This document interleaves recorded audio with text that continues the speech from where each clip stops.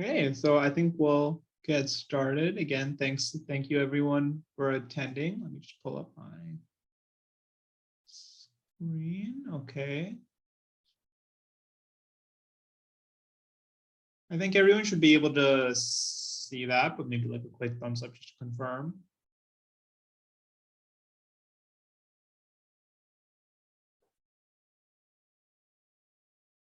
Hey, thank you. So thank you everyone for attending. Once again, this is kind of more information on how I was able to succeed at my interview at McMaster. So just a little bit of introduction with me. I'm a first year medical student at McMaster, but I'll give a little bit more of an introduction in a second. So just some important information. Once again, this seminar, you might have noticed, but the seminar is just being recorded. It's just for people who haven't been able to attend in person or live in person, will be able to see it later. Of course, I will be shamelessly plugging my packages at the end. And if you are interested at all, you can reach out to me at acceptedtogether.com. So just a agenda for what to expect for this meeting. Just a little bit, again, and a little bit of information about me. I'll give some general information both about the panel and the MMI, some general strategies for both, and then MMI and panel specific information, and also just a note about the VMPI that I heard UFT is doing, which is a little bit different. And again, at the end, important questions to consider for the interview. And finally, my shameless plug of my packages. So a little bit about me in terms of my undergrad, I went to Western Medical Sciences, of course, and I went there for 3 years, specifically at Western. Once in medical science, once we hit third and fourth year, you can choose a module to specialize in. I picked microbiology and immunology just out of my interest in the topic. In terms of hobbies, I like to read. I've been cooking a lot more recently, try to meal prep and just experiment a little bit, play video games, hang out with friends, and definitely try out new places to eat. Since I went to Western for undergrad and now I'm at Hamilton for McMaster, I've been trying out a lot of new places to eat, and I think it's been really nice to explore that.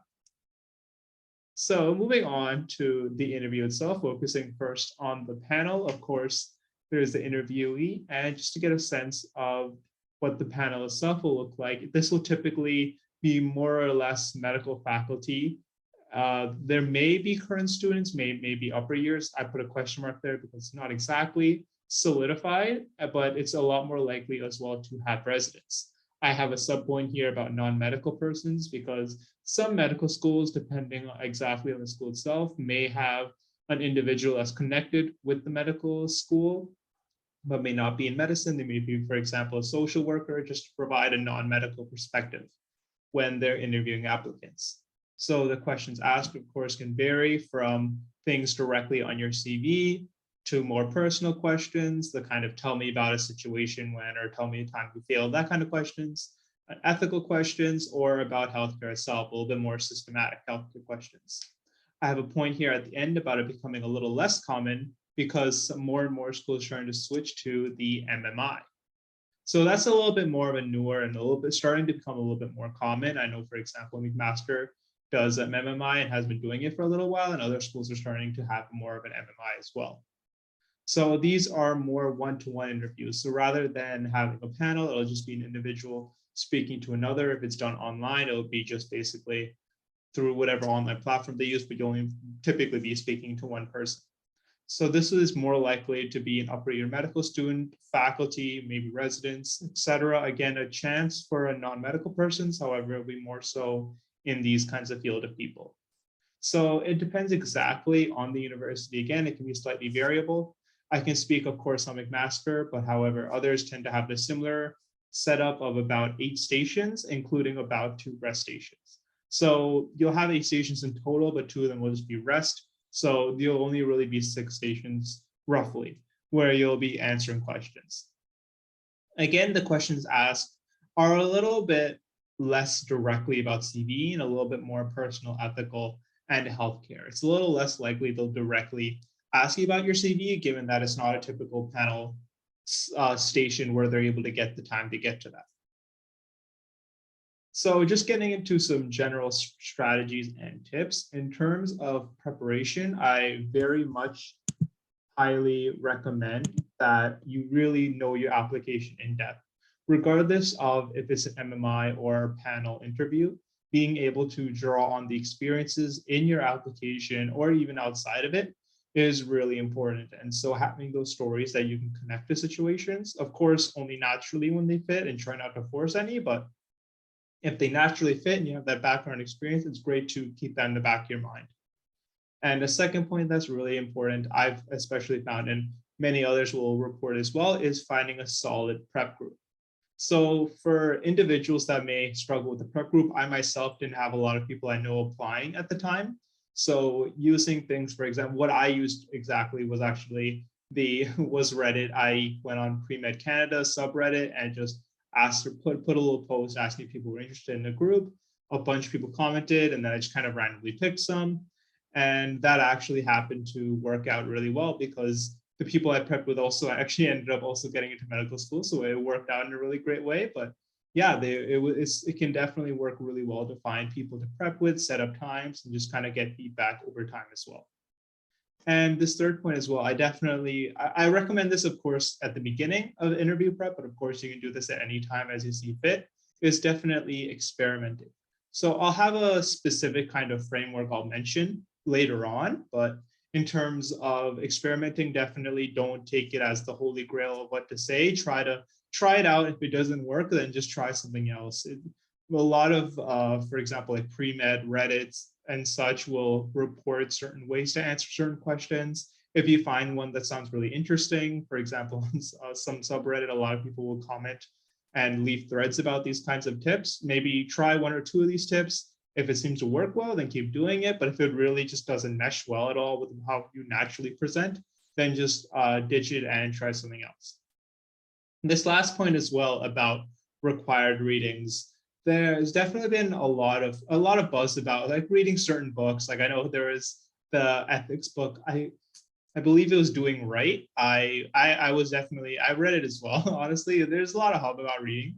I would say generally it doesn't hurt to, but at the same time, don't feel like you have to have any book memorized or have to really know the depths of in and out, unless for some reason the school is really heavy on asking about certain ethics or just certain like healthcare topics. I think just generally I would say required readings less so in a book and more so maybe just about topical events, because that's a lot more about likely about what to be asked. And I don't think you really have to know the ins and outs of bioethics before applying, because that's something you really learn, honestly, more so I would say in medical school, but it doesn't hurt to know, but at the same time, don't feel pressured to have to read all these books.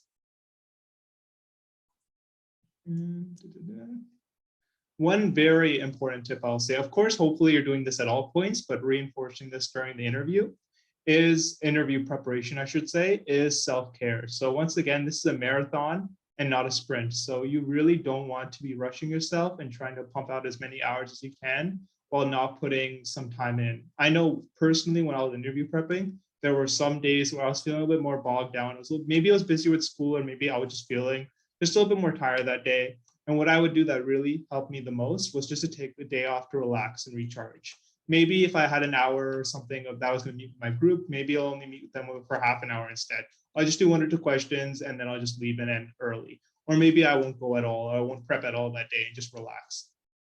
And I found that really upon reflecting that the rest was as important, if not more important than the work itself. Because if you're just pushing yourself through those hours and not letting yourself have the rest that you need, you're only going to show up to interview already burnt out and tired. And of course, you're not going to be able to put your best foot forward. You're not going to have your best answers, and that'll only lead you to having a worse result.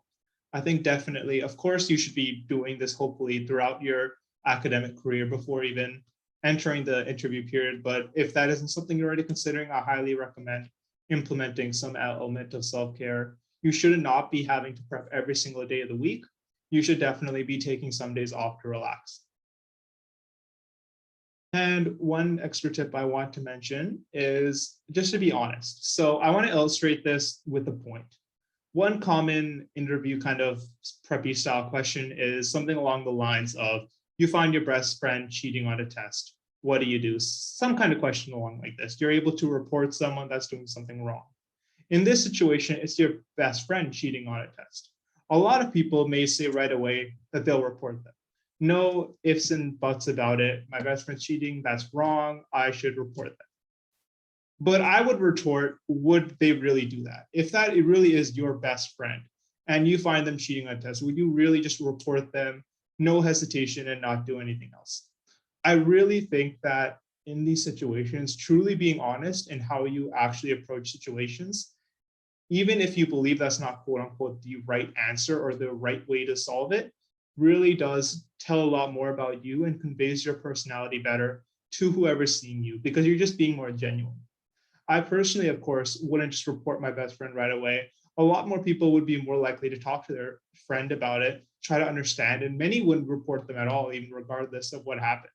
I think being honest about the situation and talking through exactly how you consider the situation, how you think about it, rather than how you think people would want you to respond, is really what's most important. And I think that that's really the how genuine you want to be, because at the end of the day, you have to be genuine with your own actions.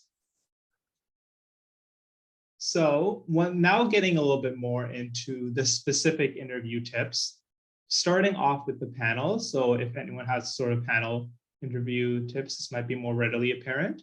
But I would say, once again, some of these tips may overlap with each other, regardless if it's the panel or MMI. So in the panel situation, it's just to reiterate some of the strategies or the structure of that. Sometimes if you ask a question, you kind of have to respond right away because you don't really have the prep time of an MMI to think about it beforehand. However, I would still say that taking your time and taking that second to think is really important, because if you respond right away, but you don't have a structure down, you might try to have some semblance of structure, you might start to ramble, and it may not be exactly putting your best foot forward. So I would say if they answer, because they may ask you a question that really may just throw you off guard, or maybe a little bit out of left field, or you didn't exactly prepare for, but you have an idea of how to approach. And if you just even verbally say, I'm just going to take a second to think about that. That's a great question. Something along those lines, just to let them know that you're listening, you understand, you just need a second. And then just being able to respond after you just take like even 10 seconds at most, or however long, just take a second just to think about it, will definitely have you an answer that's better rather than a rushed one, because a rushed answer is definitely not the best that you can do. And you can use that time to have a more coordinated and more structured answer. Also on a panel, it's very easy on a panel because there's multiple people there. You might kind of focus on one person. You might just stare and look at one person there because it's easy to do, especially if they're the one right across from you. However, it's important to acknowledge that there are others in the room as well, and just taking a second to speak to everyone and acknowledge a point that maybe someone else on the panel made as well. Just having every interviewer feel listened and spoken to is really important, because at the end of the day, it's not just that one person is opposite from you, but it is a wide panel of individuals.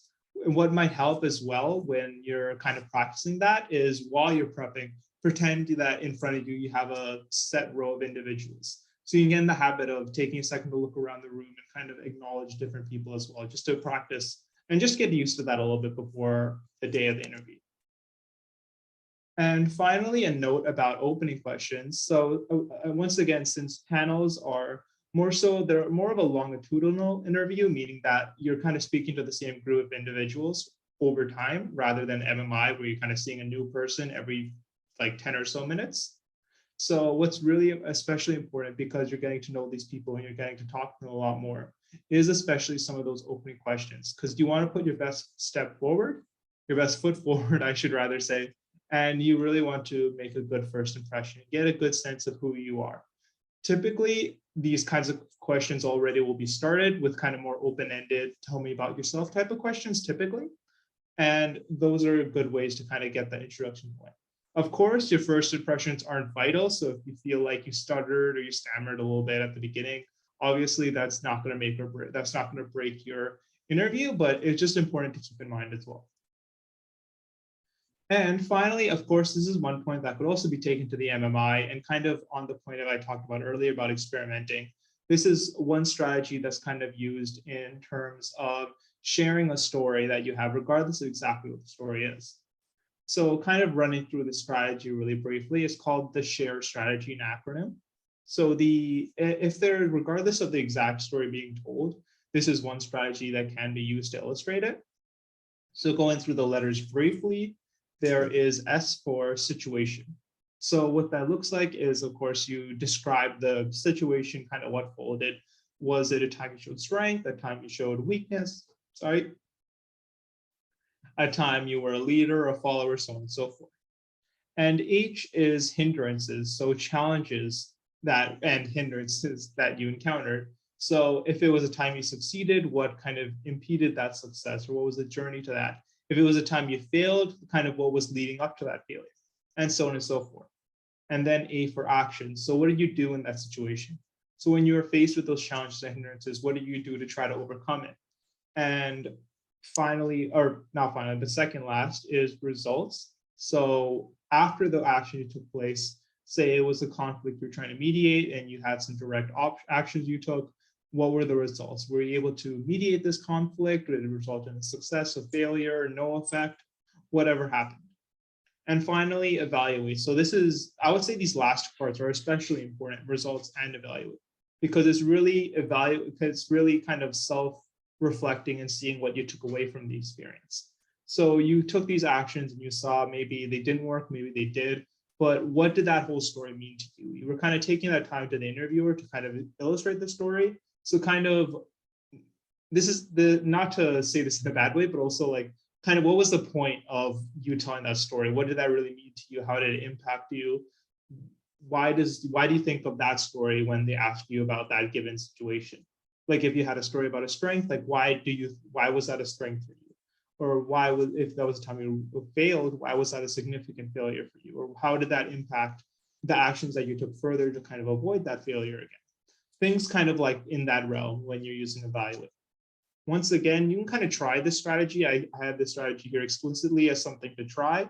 Of course, this isn't a golden rule, and I would say there's very few in interviews. So try it out. If it doesn't work, then ditch it and try something else. Now moving a little bit more on to the MMI. So again, with the MMI, just to go again about its structure, a lot of these stations will kind of have 2 or so minutes to think about it, and you won't have a person to talk to, but just you'll have time to think about the question, and roughly about 8 or so minutes to answer, but that also includes follow-up questions. So this first point is more so about the prep time itself. Those 2-ish minutes, you'll have to think about the scenario. I would say definitely use all the read time you have. Typically in these scenarios, you probably won't be able to start ahead, and you'll probably still have to wait the full 2 minutes regardless. But if you have the option to skip, I would weigh a little bit more against that, because using that full 2-ish minutes really gives you time to formulate your answer as well. And if you feel like you're able to come up with an answer really quickly, maybe it's something you already prepared for, I would say definitely use some of that time then to expect follow-ups on your questions, because of course, unless you're speaking for the full kind of duration of your speaking time, you will definitely have at least 1 or 2 follow-up questions. So definitely kind of predicting that beforehand, even if you're not completely accurate with what the follow-up question is, already helps you to kind of prepare even after you're done speaking and giving your initial answer.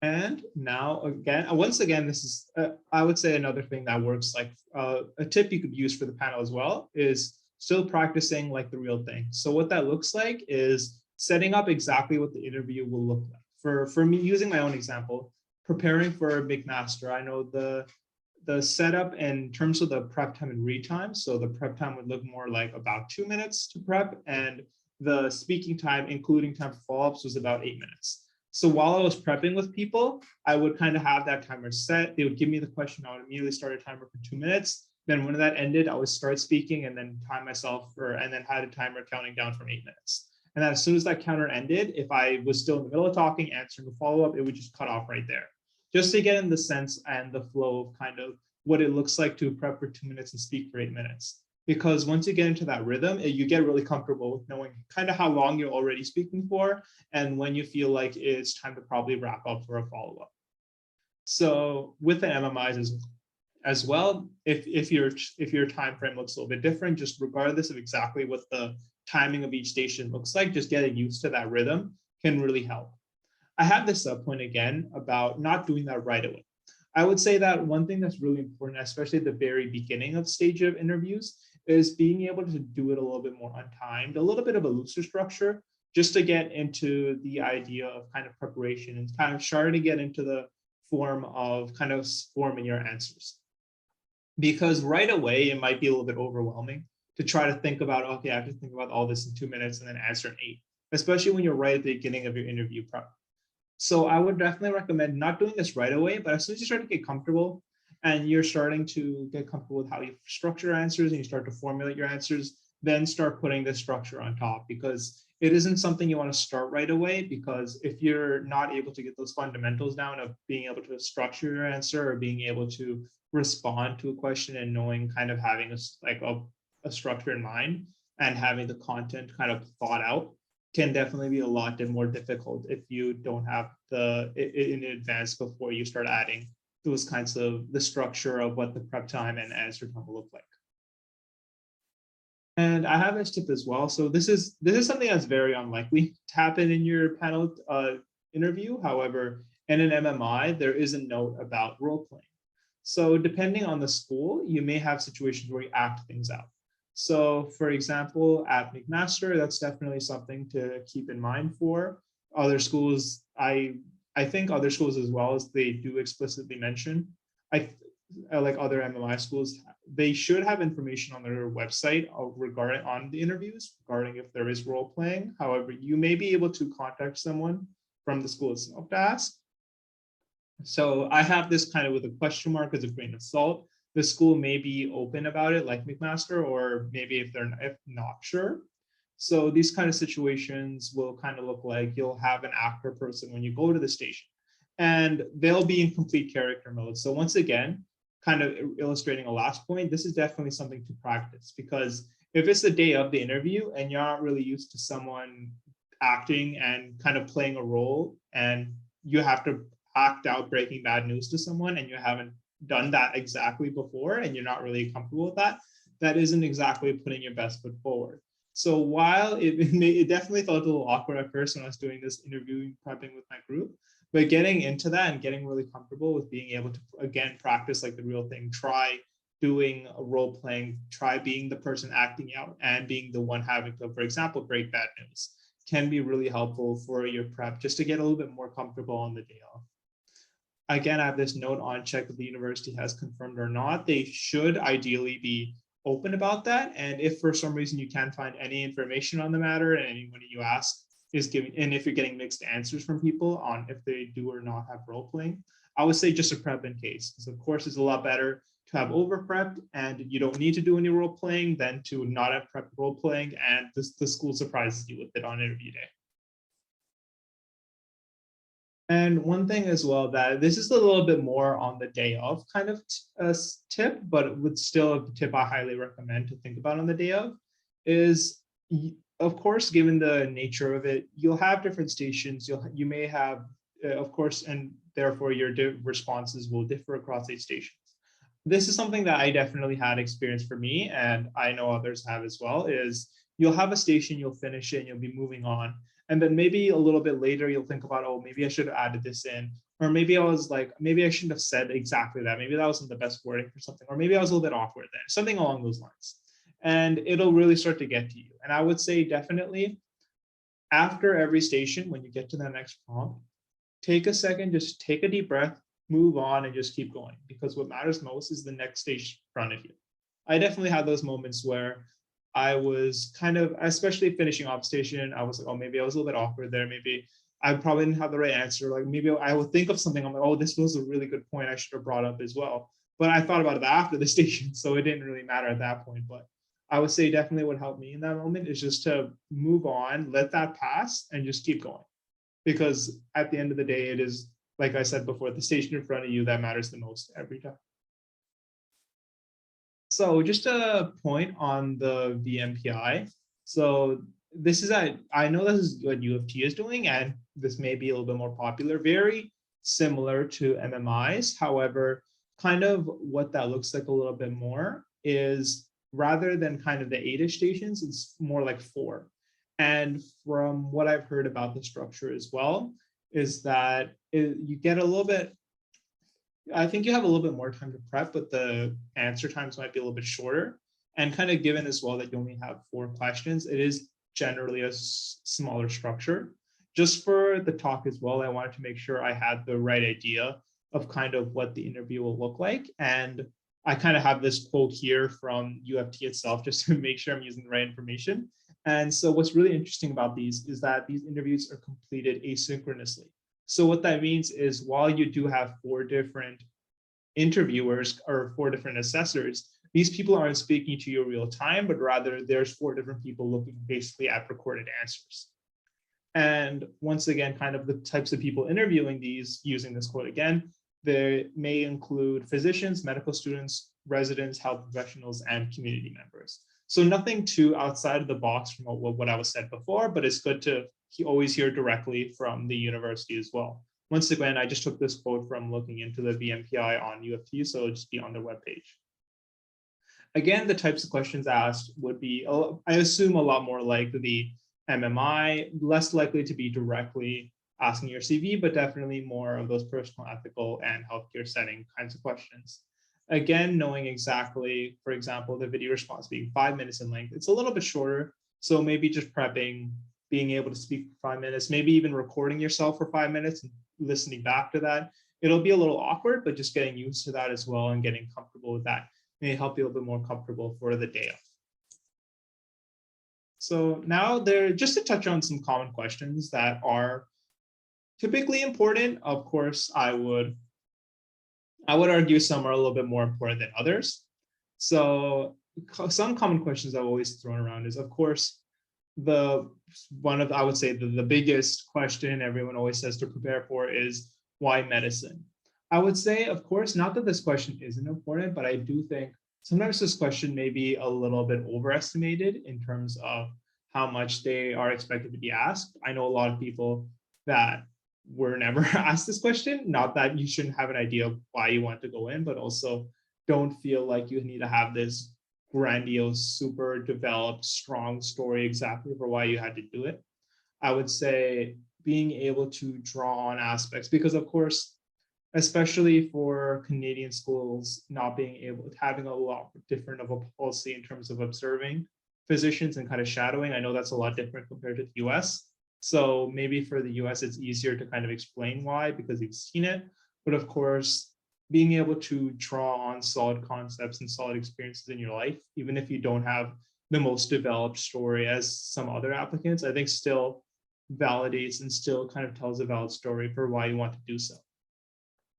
And again, some other questions that might be a little bit more familiar is, of course, greatest strength or weakness. These are a little bit more common, I would say, a little bit more expected to see. You should definitely be able to talk about strengths and weaknesses about yourself. Something that you've done really well, something that you haven't done, those kinds of experiences, like I talked about with the share strategy, definitely kind of have 1 or 2 in the back of your mind. And in the middle, a little, honestly, also a bit more common of a question. I think this is a little bit more of a panel type question, but of course, it never hurts to have this in the back of your mind for an MMI, but to kind of tell me about yourself situations, a little bit more of an introductory, just to express yourself. I would say definitely for the MMI, you might not have a question exactly like this, but definitely be comfortable with kind of expressing yourself, talking a little bit more about yourself and not answering the very standard interview questions. And the bottom left here, tell me about a time you experienced blah, blah, blah. That's definitely, again, a very common interview question and something to definitely have in the back of your mind. I kind of mentioned this before, but strengths, weaknesses, conflict, mediation, time you were a leader, time you were a follower, that kind of thing, very common. And the bottom right is something I've heard a little bit more online. I'm not sure if this is more of a US thing, but it probably doesn't hurt to have some reasoning for why you want to go to that school specifically if you are applying. It definitely doesn't hurt to have some kind of knowledge about the school in advance, just in the sense of what makes it ideal for you. And yeah, so I will, of course, be shamelessly plugging in my packages now at the end.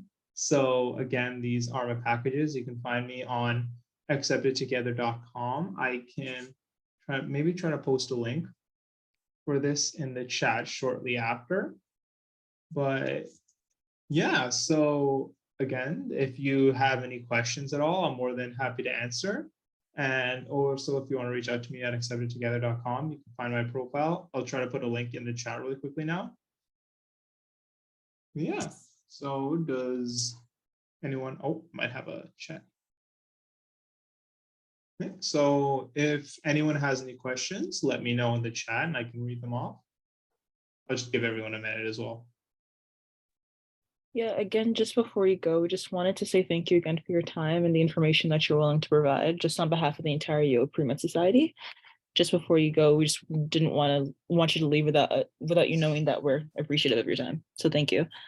Of course, yeah, no, really glad to give this talk as well. If there are any questions that maybe you don't particularly have, but you know others may want to have answered, I'm definitely glad to answer.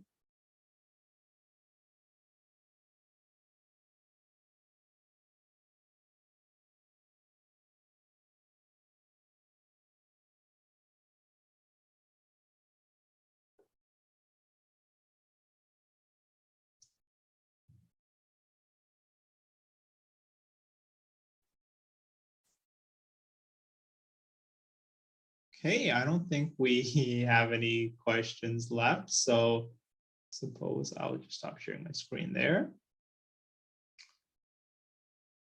I think everyone else left, so I'll probably just end the meeting there.